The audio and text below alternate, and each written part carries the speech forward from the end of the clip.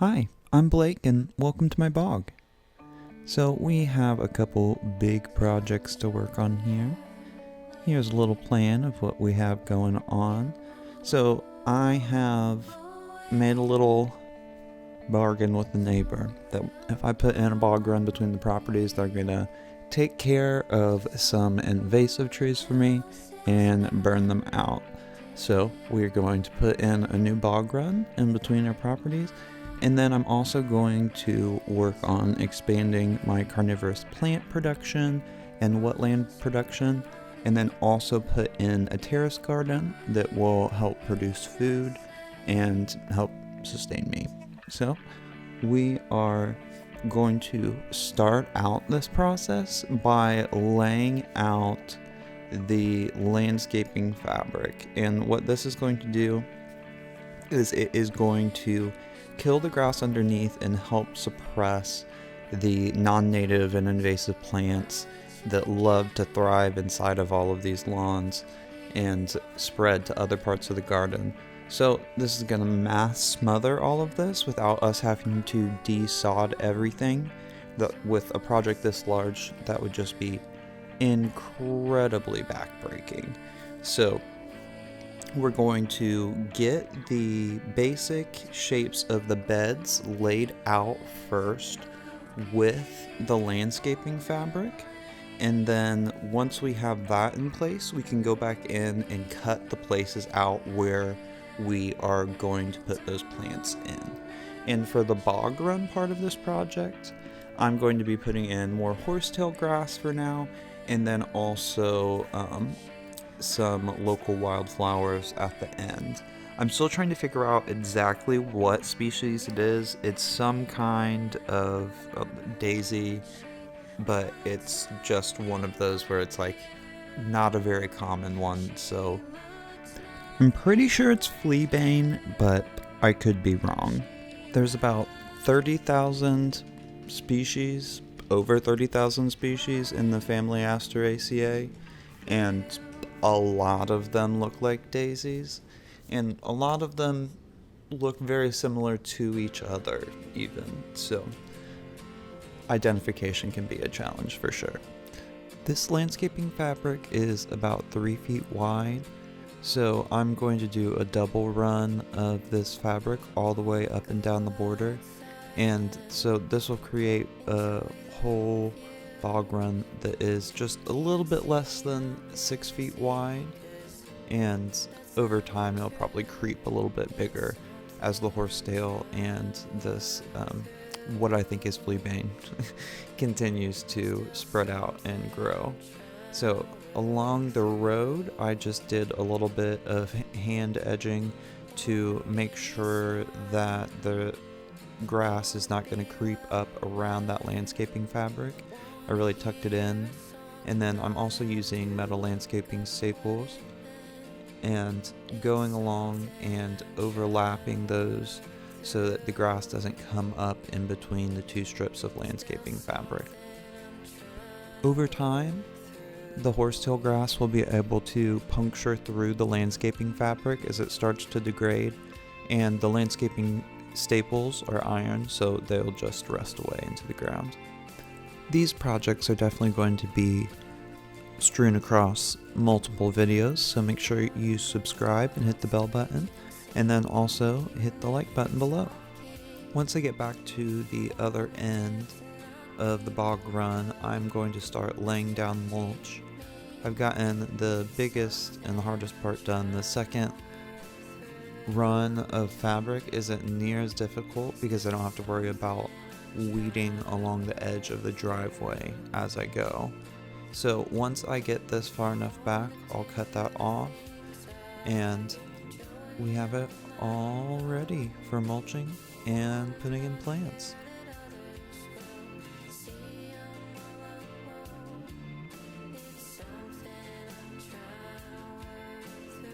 And this is about 65 feet long, so it's quite a long stretch. Next we're going to lay out the area for the terrace garden.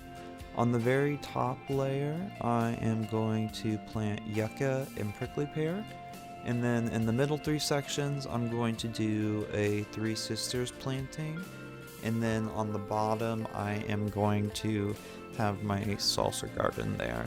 And then maybe a little bit of greens around the bottom or some other veggies around the bottom as well.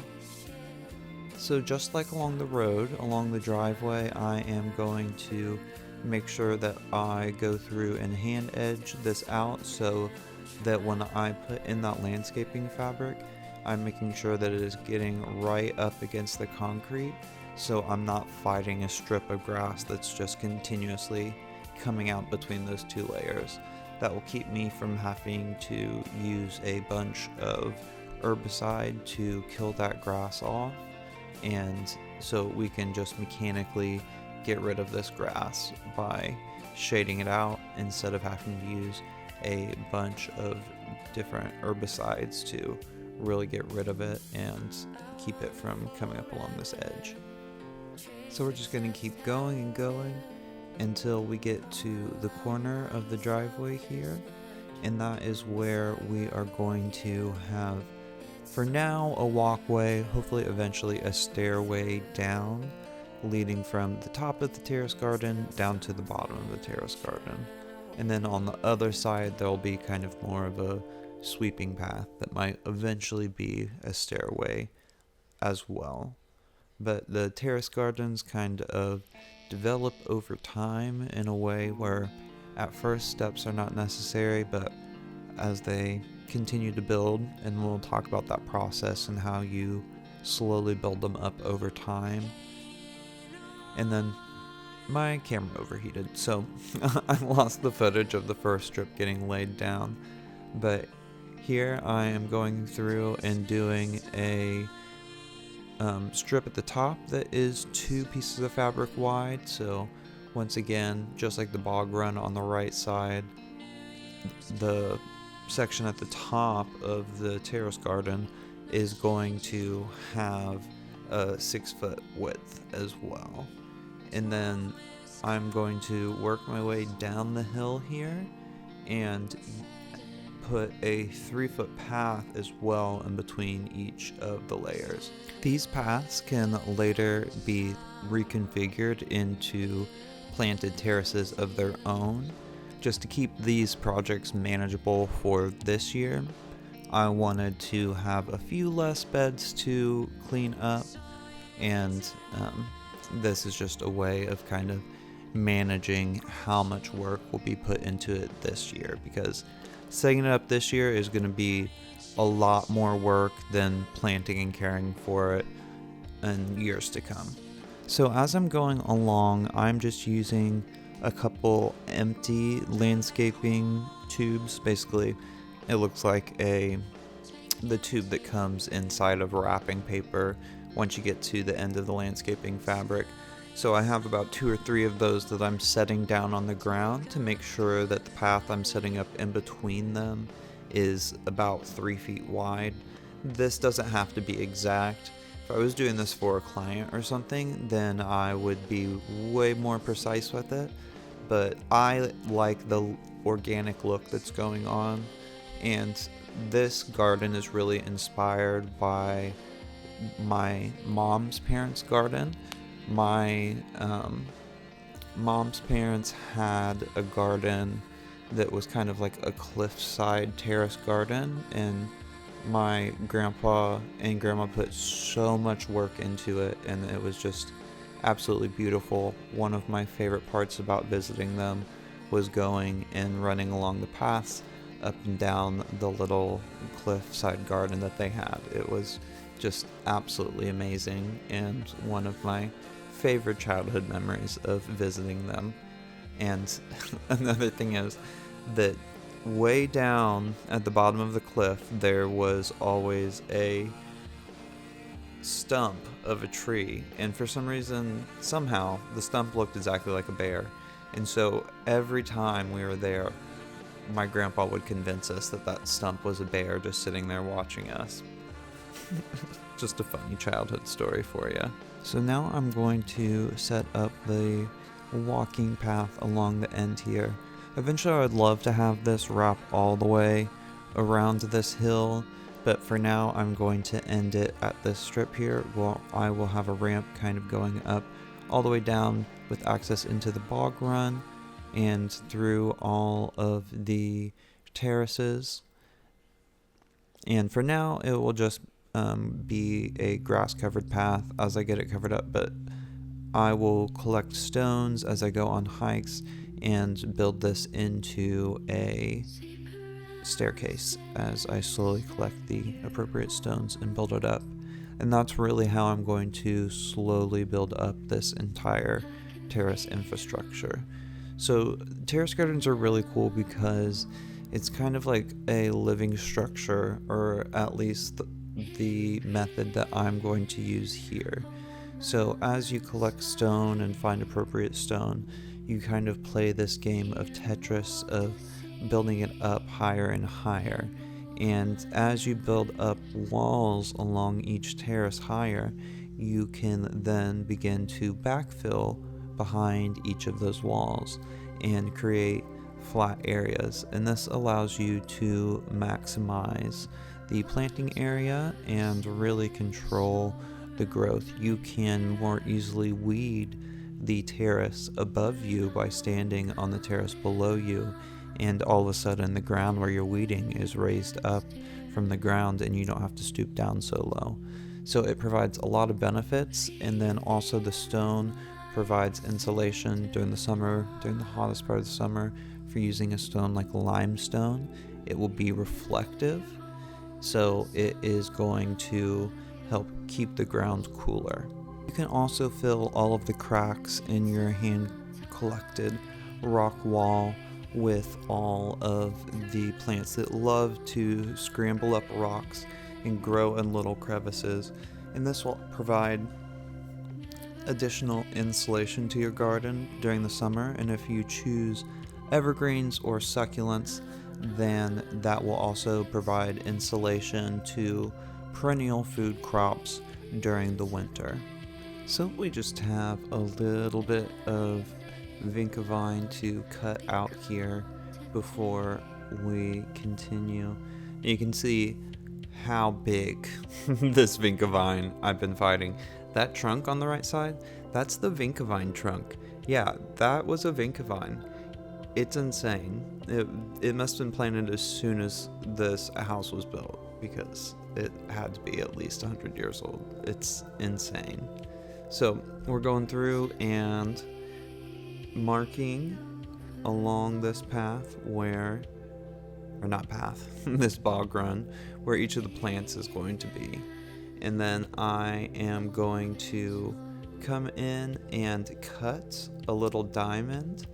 So what I'm going to do is just have to scoop out the grass where that diamond is cut out and a little bit underneath the edges of the fabric. And then now I can go ahead and dig my hole where I'm going to put in my horsetail grass. I'm going to pop that in and put in the dirt. And then normally I would backfill it with a little bit of compost, but with the horsetail grass, it's going to love being just like surrounded by sopping wet mulch, which is not the usual, but horsetail grass is just like it's in its own league. It's been around for millions and millions of years. It acts a little bit different than most plants. So now we're going through and adding mulch on top of all of the landscaping fabric that I put down for the bog run, and we ended for the day after that. So returning on another day, I continued down the bog run, digging more holes and putting in more plants. And so I'm just going to continue that process until we get all the way down to the bottom. And I'm going to do a few different things when we get to the end where this bog run kind of runs into the trench at the end of the property. But we'll get to that when we get there. So some of these I already had grown and were grown into 4-inch pots. And then some of the other ones I just went and took a little bit of a digging out of the, out of a different area of a bog garden that I have, and so they will be a little bit more stressed. But horsetail grass is really easy to propagate and get to grow other places. Even if you get a cutting that doesn't seem like it's that big, as long as the plant gets enough moisture, it will produce a whole new plant for you. So with this, I'm using some organic chipped brown mulch, and we will not have to continue to mulch this year after year. As the horsetail grass grows in, it will really cover the entire area, and this won't require mulching. Next year, it might require some spot mulching. If the landscaping fabric starts to come up in some spots, then I would add more mulch in different places, but I would not have to do near this much mulch ever again. The horsetail grass grows really quickly, so it is going to spread in and capitalize this area, and it is really good at suppressing non-native species, but it is used to growing alongside a lot of other native species, so they tend to not squeeze each other out or outcompete near as much. And then you can see I have some other sections that I grabbed out of the bog and I planted them up, and we'll just keep chugging our way along this whole run of the bog until we get to the end. And then on either side of the ditch is where I am going to put in the fleabane. And fleabane is an annual, but it reseeds itself really well, and the strain that I have grown over the past couple years and captured the seed from is really good at reseeding itself and slowly spreads itself in not an aggressive way, but in a really manageable way. And in the middle of the ditch, I went ahead and put some drainage stone so that it would help if I put just mulch in the bottom, it would wash into that pipe really easily. This still will probably a little bit, but this will also help press down the ground, and as the grass underneath dies, it will kind of sump it down more than the mulch would, and it will dip underneath that pipe so that it is not going to go into that pipe near as much. And the stone will also help keep the mulch from just flowing down and clogging up that pipe after a couple rains. And after that, we have the whole bog run done. So we'll come back and finish up the other areas another time. Thanks for watching. Like, subscribe, and if you want to submit music, submit it to blakesbogmusic@gmail.com. Thanks again to Lemon Lot for allowing us to use their album Potpourri. You can check it out wherever you stream music.